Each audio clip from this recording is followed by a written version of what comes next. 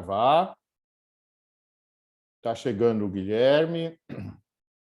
Vou voltar aqui para o nosso share, tá? Vou dividir aqui a nossa tela.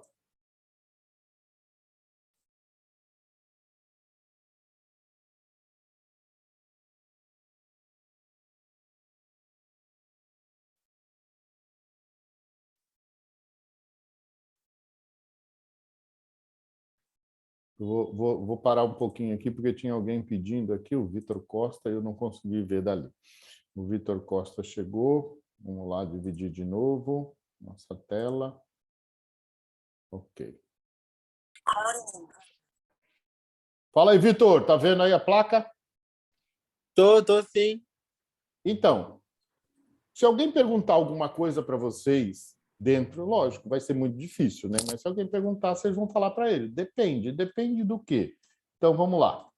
Continuando, perigo. Se no local que você frequenta ainda não teve acidente com tubarão. Risco. Se no local que você frequenta já teve algum acidente com tubarão. Isso serve para qualquer coisa. Então, por exemplo, na parte de sistema elétrico, que a gente chama de subestação. Se naquela empresa nunca teve alguém que sofreu um acidente, é perigo. Se teve algum acidente, é risco. Tá? Então, isso tudo vale para a situação daquele local. Então, alguém falou ali, professor, mas está numa placa lá escrito perigo de afogamento, mas já se afogou. Então, passou do perigo, já não é mais perigo. Se tornou quantificável, né? Eu consigo medir, já é risco. Mas, professor, a população não está ensinada. Vamos ensinar. É para isso que servem esses momentos. De repente, eu vou fazer até uma videoaula só para explicar para a turma a diferença entre perigo e risco, né? Aí eu tiro a Unimes e só falo de perigo e risco. Quem quiser assistir, assiste para entender um pouco esses conceitos. Uma vez, turma, eu estava numa aula de contabilidade. No curso de administração, a gente tem aula de contabilidade. A gente não vai a fundo no que é contabilidade. Mas o professor falou uma coisa muito interessante na primeira aula de contabilidade que ele fez. Pessoal, joguem no lixo tudo aquilo que vocês acham que sabe sobre contabilidade. Porque não vai adiantar. Se você continuar na cabeça com aquilo que você acha que sabe, você vai se atrapalhar. Então, esvazie a cabeça. É mais ou menos isso. Quanto a risco e perigo, esvazie a cabeça. Faz de conta que você nunca ouviu falar, nunca leu nada sobre esse assunto. A partir desse momento, você começa a internalizar esses conceitos. Não faça luta com o conceito anterior, porque senão, às vezes, de tanto você ouvir falar, alguém falou, mas meu pai sempre falou, meu outro professor sempre falou, esquece, porque ele também não sabia o que ele estava falando. A partir de hoje, dessa nossa aula de análise e gestão do risco, vocês não podem mais errar o que é perigo e o que é risco. Ok? Mas, professor, como é que eu vou fazer isso? Nós vamos ficar um semestre falando sobre perigo e risco, turma. Agosto, setembro, outubro, novembro, dezembro, para quem for para exame comigo. Nós vamos falar sobre perigo e risco. Dando muito mais ênfase ao risco. Por quê? Porque a análise e gestão é do risco. Bora lá! Então, continuando. Conceito de perigo e risco. Embora de difícil conceituação, né? Olha só, é difícil conceituar, professor, é muito parecido. Ok, só que um é qualificável, o outro é quantificável. O perigo, o risco é algo inerente ao nosso cotidiano. E as nossas atividades, faltou uma crase aqui, diárias e em todo o processo de tomada de decisão, turma. Então, risco, quando a gente fala em risco, não é só sobre acidentes. É isso que eu quero deixar claro aqui para vocês. Quando eu tomo uma decisão, levanto ou não levanto, escovo o dente ou não escovo o dente, tomo banho ou não tomo banho, vou de ônibus, vou de carro, vou de bicicleta, vou de skate, vou de patinete ou não vou. Tudo isso são decisões que a gente toma, e para cada uma delas eu tenho um perigo ou um risco. Vamos falar que na maior parte das condições já ocorreu um problema, então é risco. Lá da nave do Bezos nunca ocorreu um acidente, então é perigo, só lá. Porque a maioria das coisas, das situações já ocorreram. Olha só, vejam o Haiti. Eu ia falar Tahiti. Olha, o Haiti está no segundo grande terremoto em 11 anos. Eles não se recuperaram nem do primeiro e já estão no segundo. Pessoal, numa área dessa, vale a pena morar? Não. Se eu não tenho condições de fazer uma casa preparada para um terremoto, porque eu já tenho 2, então não é mais perigo, é risco, então não vou morar ali. Não tem cabimento morar numa área em que ocorra o risco de vir mais um terremoto. Então, essas situações, quem tem que ver é o governo, pessoal. Não pode, o governo nunca pode permitir que alguém se reestabeleça no mesmo local que em 11 anos ocorreram 2 grandes terremotos. A maioria das pessoas tem um sentimento intuitivo de que perigo e risco são indesejáveis. Contudo, eles são inerentes ao ato de viver. São indesejáveis? São. Né? Quando a gente pensa em óbito, quando a gente pensa em contaminação do meio ambiente, quando a gente pensa em perda ou dano de algum material, aí isso é indesejável, mas eles são inerentes, turma. Como é que eu tiro o risco de ser atropelado? Né? Ficando em casa, dentro de casa. Eu sofro os riscos de dentro de casa. Como é que eu não tenho risco de cair ao subir no ônibus? Não subindo no ônibus, mas eu tenho os outros riscos. Então, olha só, isso é inerente ao nosso dia a dia, ao nosso cotidiano, a todas as tarefas que a gente tem que fazer. Lógico que a gente vai entrar agora, né, um pouco mais dentro do risco empresarial, tá? O risco, estou falando aqui por enquanto perigo e risco, né, é uma função da natureza do acidente. Natureza do acidente é o que provoca, tá, turma? É o que provoca o acidente. Então, se eu vou levantar uma carga de forma inadequada, a natureza do acidente é levantar a carga de forma inadequada. Rota de contato, potencial de exposição. Quantas vezes eu levanto carga por dia? Então, a natureza é levantar a carga. Sofrer um acidente, levantar a carga. A rota de contato é o potencial de exposição. Quantas vezes eu levanto uma carga por dia? Característica da população exposta, os receptores. Quem é que levanta a carga? É o Marcelo, a Tatiane, o Vitor e a Lara. A probabilidade da ocorrência. Se eu não for treinado, não tiver um supervisor, pode ser que ocorra. Então, qual é a probabilidade? 1%, 10%, 50%? A magnitude da exposição. Ou seja, o que pode acontecer, né, em termos de área de exposição, magnitude da exposição.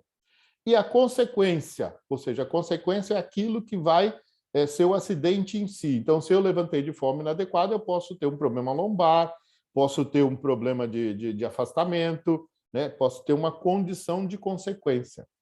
A partir desse momento, então, turma, olha só, a partir desse momento, trataremos perigo e risco como sendo risco. Por quê? A grande maioria dos acidentes já ocorreram, então passa a ser quantificável. Então, nós vamos estar falando de risco, ok? Perguntas?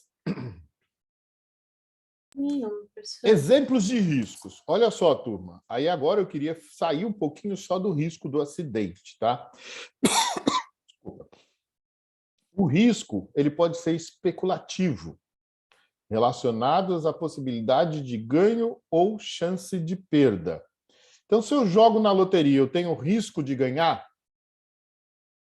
Tenho, porque está falando da possibilidade de ganho. Ou chance de perder? O risco de perder é muito mais, infinitamente maior do que o de ganhar. Então, especulativo. Uma rifa, eu compro uma rifa, eu invisto em ações, então eu tenho que ver quais são especulativo, eu não tenho certeza, eu especulo que isso ocorra, ok? Riscos administrativos, dependendo da decisão gerencial, risco de mercado, financeiro, de produção. Então, eu tomei a decisão de investir num bar antes da pandemia. Aí veio a pandemia, fechou meu bar. Então, depende da decisão gerencial. É um risco de mercado, financeiro, de produção. Risco político, vinculado a leis, decretos, portarias, etc. Que esses políticos brasileiros, né, na surdina, fazem leis. né? Então, eles fazem leis para a gente cumprir, né, na surdina. Então, é um risco político. Risco de desvios, atos inseguros, incidentes, quase acidentes e acidentes. Esses são os nossos. Praticamente vai ser o nosso foco na análise e gestão de risco, porque a gente vai falar de logística, né? Então, a gente está falando de logística. Então, risco de atos, desvios, incidentes, quase incidentes e acidentes na logística.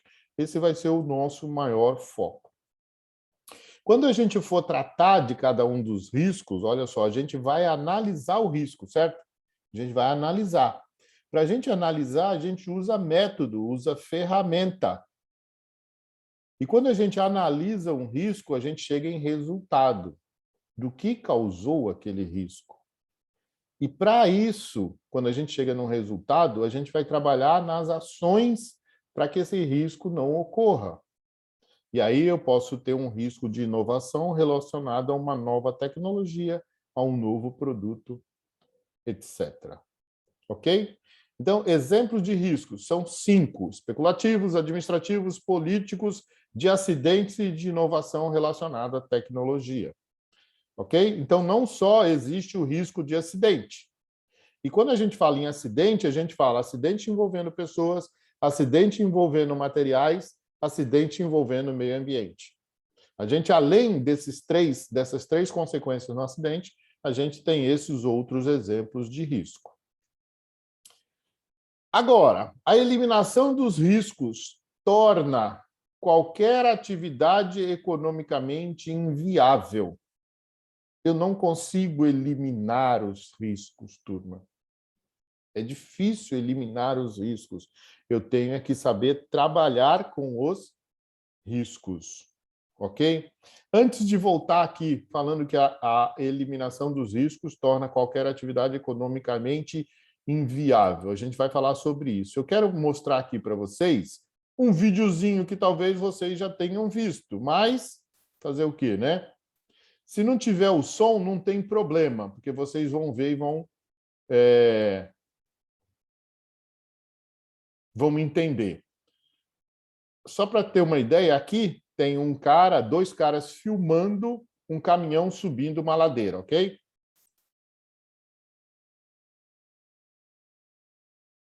Estão ouvindo?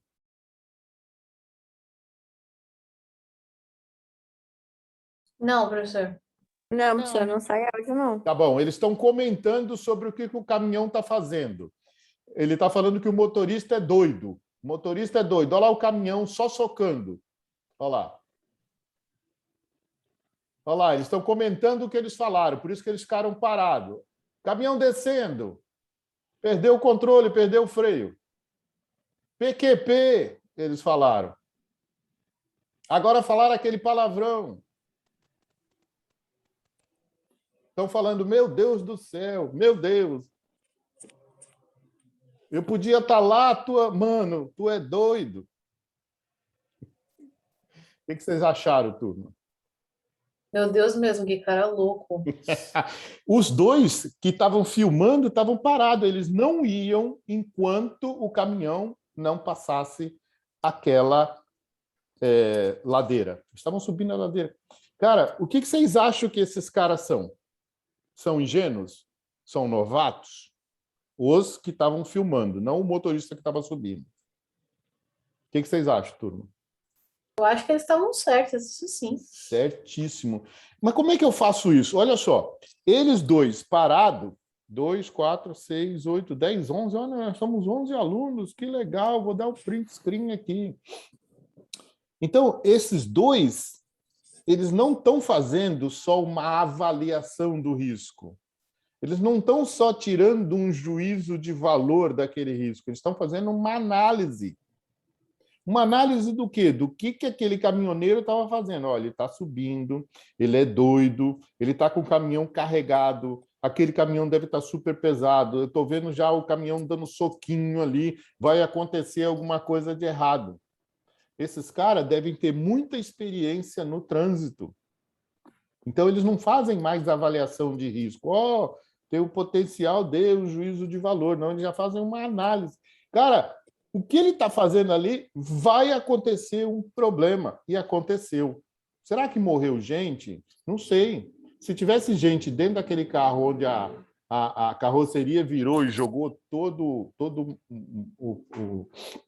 a carga em cima daquele carro, provavelmente aquela pessoa se machucou feia. Isso é um vídeo bem recente, saiu na internet segunda ou terça-feira. Aí eu gravei para mostrar para vocês. O som é mais ou menos isso, tá? Eles estão falando o que está ocorrendo, falando que o motorista é doido, que vai ocorrer um acidente, não sei o quê. Então, olha só, percepção do risco, percepção daquilo que a coisa vai acontecer. E os caras do lado, o que vocês acham que os carros do lado estavam fazendo, turma?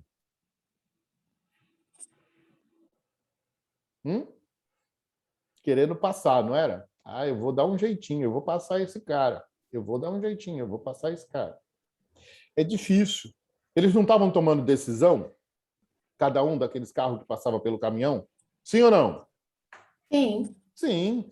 E qual é a decisão que ele tomou? Passo ou não passo? O cara tomou a decisão. Será que ele avaliou naquele momento ou analisou? Provavelmente ele estava avaliando o juízo de valor.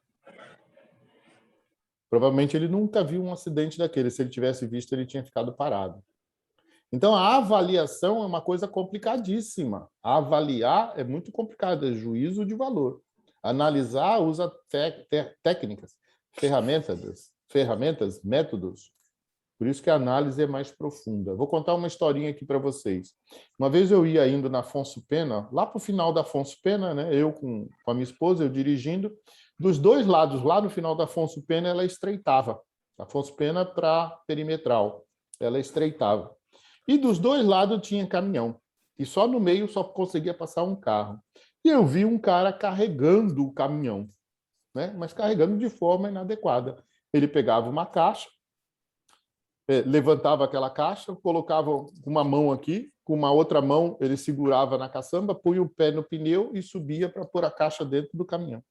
Aí eu falei assim, eu vou bem devagar, falei para minha esposa, eu vou bem devagar, que a chance daquela criatura cair é muito grande. Mas a chance daquela criatura cair na frente do carro, pela lei de Murphy, ela existe. Se há uma chance de dar errado, vai dar errado. Adivinha o que aconteceu, turma? Hein? O que vocês acham?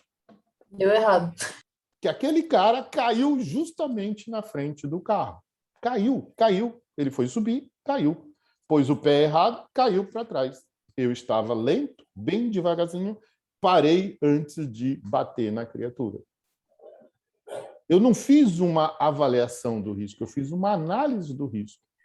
Juntando a análise do risco com a lei de Murphy, cara, aí não tem jeito. Não tem jeito. É uma condição muito crítica, então por isso que ela é válida para a gente. Ah, professor, mas você não falou nada de como é que eu analiso. Ok, não estou falando, estou falando agora fundamentos para vocês terem uma ideia. Se vocês acharem que tem a possibilidade, mesmo que seja pequena, de dar errado,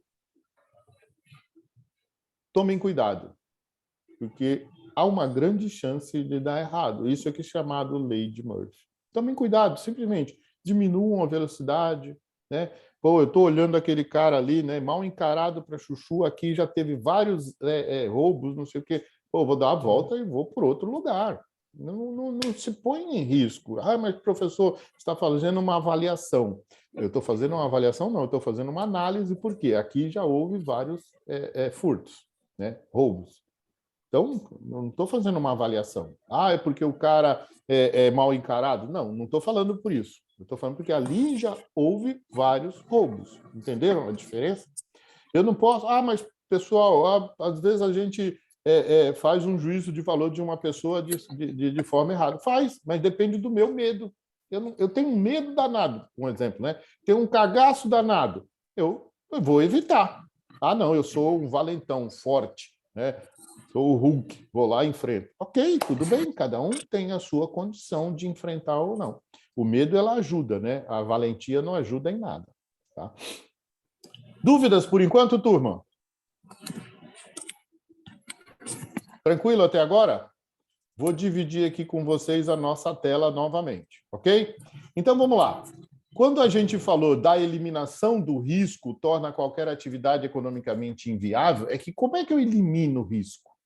Como é que eu faço para não ter o risco daquele caminhão voltar? Como?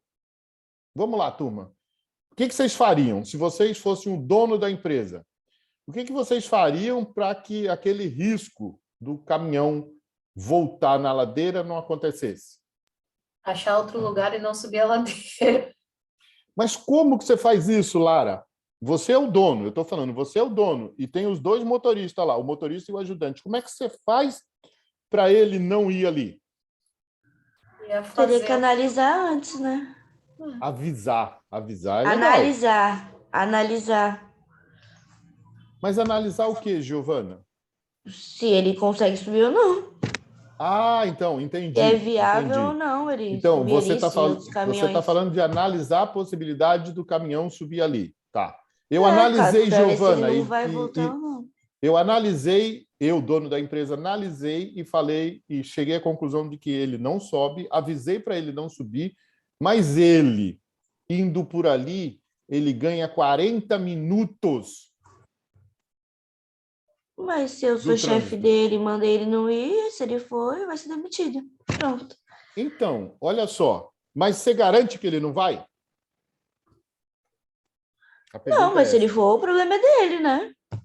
Então, mas você não consegue garantir, não é isso? Não tem como. Não. O problema é dele, a decisão é dele. Então, olha só, a eliminação do risco torna qualquer atividade economicamente inviável. Nesse caso, como é que eu faço para garantir que ele não vai? Professor, você coloca lá dentro do caminhão um rastreador. E esse rastreador, eu ponho uma pessoa lá na sala olhando aquele caminhão para ver por onde ele está indo. Quando ele pegar aquele caminho, eu desligo o motor aqui remotamente. É possível isso?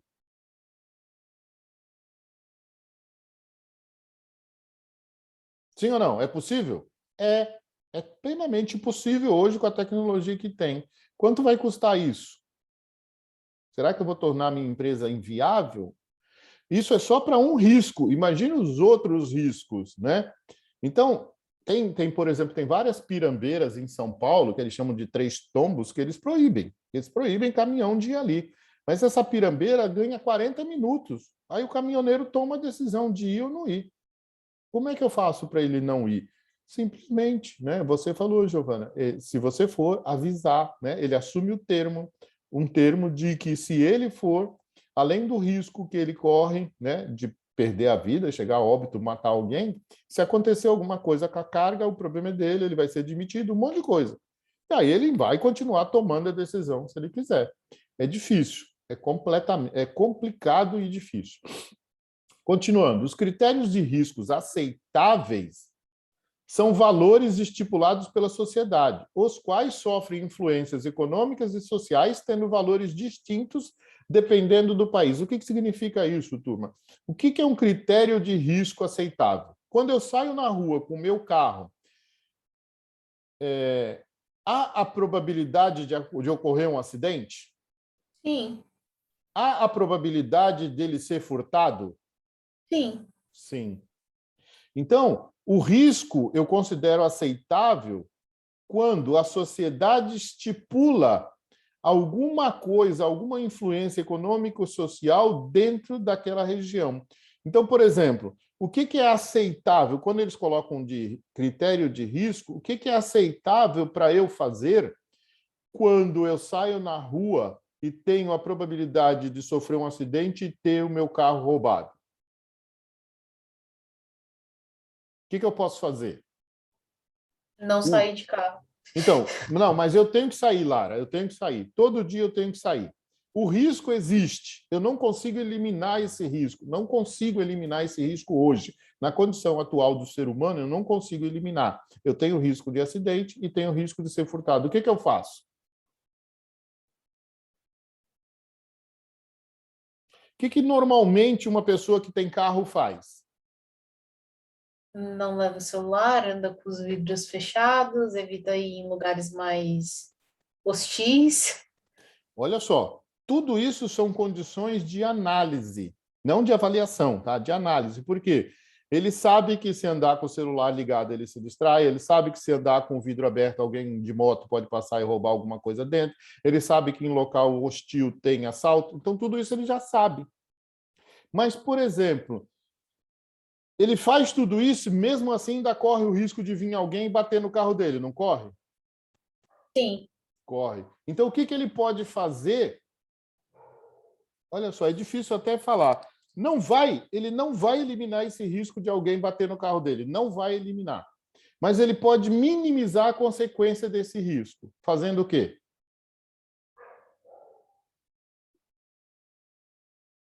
O que o motorista de carro, o dono de um carro, pode fazer para minimizar a consequência de um possível acidente? Fala, Giovanni. A Débora falou aí no chat, eu ia falar a mesma coisa, o seguro. Muito bem. É que cara, quando eu fico entusiasmado, eu não vejo o seguro. Débora, exatamente. E o que é o seguro, turma? Seguro não é a eliminação do risco. Não é. Mas é a minimização da consequência de um possível risco. Minimizo a consequência. Qual é a minimização da consequência? Eu pago um valor mensal para, se tiver uma ocorrência, aquele seguro pagar, né? Para arrumar o carro, por exemplo. Pagar um carro novo. E aí a gente vai falar, eu não estou eliminando o risco, eu estou dividindo o risco com alguém. Mas, para isso, eu preciso pagar. Ok? Isso que é as saídas, as oportunidades que surgem com os riscos. Então, vamos lá. Os critérios de riscos aceitáveis são valores estipulados pela sociedade. Então, a sociedade aceita, né, o seguro. Mas como é que a sociedade não iria aceitar o seguro? Não tem como, né? Ah, mas professor, quando colocar o motorista autônomo, dificilmente vai ter acidente, porque a robótica de cada carro vai evitar que eles batam. Ok.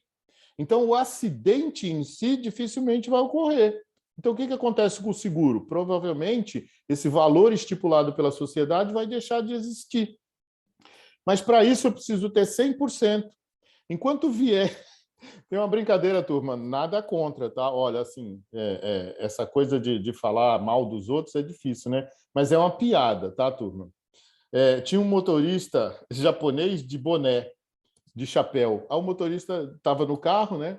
Aí ele estava passando todos os semáforos vermelhos. Aí o passageiro falou assim: pô, mas você é louco? Por que você passa todos os semáforos vermelhos? Não, porque aqui é uma condição de risco, não sei o quê. Aí chegou num sinal verde, o motorista, o japonês de chapéu, parou. Aí o cara falou: bom, mas por que você passou em todos os vermelhos e parou no sinal verde? É porque ali pode vir um motorista japonês de chapéu. É uma piadinha tão besta, mas que o cara fez um juízo de valor. Olha só, se eu passo em todos os semáforos vermelhos, pode ser que alguém japonês de boné ou de chapéu passe num semáforo vermelho e parou no verde. Isso tudo é coisa estipulada pela sociedade e aceita pela sociedade. Um outro exemplo, turma, olha só. O que os donos de residências fazem para evitar que a casa deles seja furtada? Vamos lá, estamos falando em risco de roubo.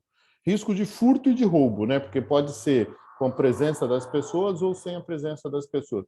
O que os donos de residências ou donos de empresa, né, fazem para evitar esse risco de assalto? Instalando câmeras de segurança, protegendo a casa, colocando grade. Muito bem. Que mais? Câmera de segurança, grade, concertina, cerca eletrificada, cachorro. Tem um monte de coisa, não tem? Segurança particular, motoqueiro passando a noite. O que virou isso, turma? O que vocês acham que virou isso aí? A gente pode chamar que virou uma indústria da segurança? Sim ou não? O que vocês acham? Filosofando. A possibilidade de roubo de uma casa virou uma indústria de segurança? Sim. Sim, é isso mesmo, Lara. Então, olha só, quantas empresas nasceram em função do risco do roubo? Caraca, e o governo não fez nada. Mas quem é o governo? Somos nós. Mas por que tem o risco de ser roubado? Aí, então, imagina aqui na minha cabecinha, né, com a minha idade, que eu já passei por vários momentos, de eu achar que isso é um incentivo, que alguém incentiva alguém a roubar alguma coisa. Para criar o quê? Olha só, eu crio dificuldades para vender facilidades. Não é mais fácil eu gerar um emprego para aquele cara que está roubando? Na teoria é. Por que existem pessoas roubando? Ah, professor, a grande maioria delas é porque precisa de alguma coisa para trocar por dinheiro e para comprar comida. Às vezes não, né? Às vezes é sacanagem, é coisa de sangue mesmo, cara, é sangue ruim, é ruim mesmo. Mas a grande maioria, ou se não, né, não sei, precisa ver as pesquisas, né, roubam por necessidade. Mas por que tem essa necessidade? Por que eu não gero uma necessidade daquela pessoa ter emprego, gerar renda e ter receita para poder suprir suas necessidades? Porque há uma condição por trás que a gente chama de um sistema que criou a indústria da segurança. O cara vende arma para o cara ter dentro de casa, o cara vende concertina, o cara vende cerca elétrica, vende cachorro. O cachorro é mais um pet, mas eu estou falando cachorro de guarda, vende segurança armada, vende câmeras. Olha só a indústria, quantas empresas tem que faz câmeras. Pessoal, não era melhor cuidar do problema? Cuidar da causa do problema? Por que eu tenho que ter ações, né, de mitigação de consequências e não ação de causa? É isso que eu quero mostrar aqui para vocês na nossa análise de gestão de risco. A gente trabalha muito no problema e nas consequências e trabalha pouco nas causas. Vou fazer uma pergunta para vocês. Droga ilícita. Qual é o grande problema? O que eu tenho que combater, turma? A distribuição dela? Lara, de tanto colocar isso na nossa cabeça, a gente pensa no problema e na consequência, nunca na causa. Quem usa a droga, Lara? Quem usa a droga? Não é quem transporta a droga. Olha só, eu sou um comerciante. Aí eu vejo que tem um mercado de consumidores de droga. O que eu vou fazer? Vou levar a droga. Se eu sou um traficante e me prendem, o que vai acontecer? Pensa aí, Lara. O que acontece? Se eu sou um traficante e sou preso, a necessidade da droga continua existindo? Porque sim, porque tem consumidor da droga. E aí o que esse consumidor da droga vai fazer? Vai buscar uma alternativa, vai aparecer um outro traficante. Se acabar com a cocaína, acaba com a cocaína do mundo, né? Eu tenho uma praga que mata todo o pé de cocaína. O que vai acontecer? Eles vão inventar uma cocaína sintética. Por quê? Porque existe o consumidor. Então, o problema não é o traficante, não é o produtor, o problema é o consumidor. Mas, professor, o que esse consumidor vai fazer? Não sei, cara. Eu não sou especialista em uso de droga. Mas por que a pessoa usa droga? Porque alguém influenciou aquele cara a usar droga. Ninguém nasce usando droga. A droga é uma indústria. E alguém fala para aquele cara, usa droga que é um barato total, você vai ficar legal, ligadão, né? Brincando, vai namorar todas, vai namorar todos. Aí aquela pessoa começa, aí ela fica viciada. Então, tem um problema grande. E o problema não é a droga. O problema é o usuário da droga. Desculpa, a causa é o usuário da droga. Então, enquanto eu ficar combatendo o traficante e o produtor, existe o usuário, ele vai procurar uma outra droga. Não tenho dúvida disso. Ele vai procurar até achar. Deu para entender? É mais ou menos a indústria da segurança. Não adianta eu ficar criando câmeras e não sei o quê. Se eu estou incentivando o malandro, né, ou quem tem sangue ruim, a continuar roubando, eu tenho que incentivar esse cara a não roubar. Eu tenho que trabalhar na causa. Então, análise de gestão de risco, turma, é uma coisa complicada, porque eu crio a indústria do problema, eu crio a indústria da consequência. Então, eu crio a indústria do seguro, para se o cara tiver um acidente, ele receber o seguro. Mas quem está recebendo? Quantos por cento de pessoas sofrem um acidente e pagam, né? A seguradora paga. Por que as seguradoras e os bancos são as empresas mais bilionárias do mundo? Porque eles criam a dificuldade para vender facilidade. Ô, professor, você está sendo muito crítico. Quem me dera eu ser crítico em alguma coisa, né? Eu vou ser crítico em alguma coisa depois de quase 60 anos? Não, eu sou ingênuo, carente e ignorante e acredito em tudo. Acredito que o trabalho foi criado para valorizar a minha imagem. Não, o trabalho foi criado para eu ser mão de obra barata. Os produtos foram criados para que eu seja consumidor. Ah, então você está falando que o sistema precisa disso? Precisa mesmo. O sistema precisa de mão de obra barata e de consumidor. O sistema precisa da indústria da segurança, o sistema precisa da indústria da droga, né? São os donos, são as pessoas que têm mais dinheiro, turma. Só para vocês terem uma ideia, 8,7% da população do mundo detém mais de 94% da riqueza. Dá para imaginar um negócio desse? Menos de 10% possui mais de 90% da riqueza, significa que mais de 90% da população mundial tem menos de 10% da riqueza do mundo. Ou seja, nós somos mão de obra barata e consumidor. Não tenho dúvida disso, né? E aí a gente tá. O que a gente faz? Vai mudar isso? Não. Não, mais de 200 anos não mudou. Eu vou tentar galgar de novo, né? A gente aprendendo para galgar os passos da pirâmide de renda da família brasileira, da pirâmide de riqueza mundial. É isso que eu tenho que fazer. Não adianta, eu não vou combater. Quanto mais eu brigo, né, mais gente aparece. Olha, vamos pôr arma, dá arma para o cidadão. É uma indústria isso aí, né? Então, dá arma para o cidadão. Vou fazer, dá, não, é vender, né? É complicado, turma. O sistema é complicado. E cada ano que passa, lá na época de Pareto, lá no final dos anos 1800, meados do ano de 1800, o matemático Pareto, italiano, falou assim, né, que 20% da população detinha 80% da riqueza. 1800, vamos colocar assim, 1860, não sei exatamente, 1860. Nós estamos em 2020, ou seja, 160 anos depois, menos de 10% detém mais de 90% da riqueza. Não melhorou nada, turma, piorou.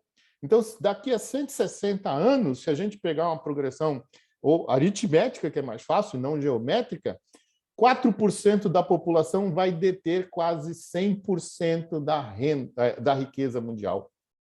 4%, o resto vai ser pobre, paupérrimo. Difícil, turma, é difícil imaginar isso, mas é isso que diz o resultado da nossa história. Exatamente isso que diz o resultado da nossa história.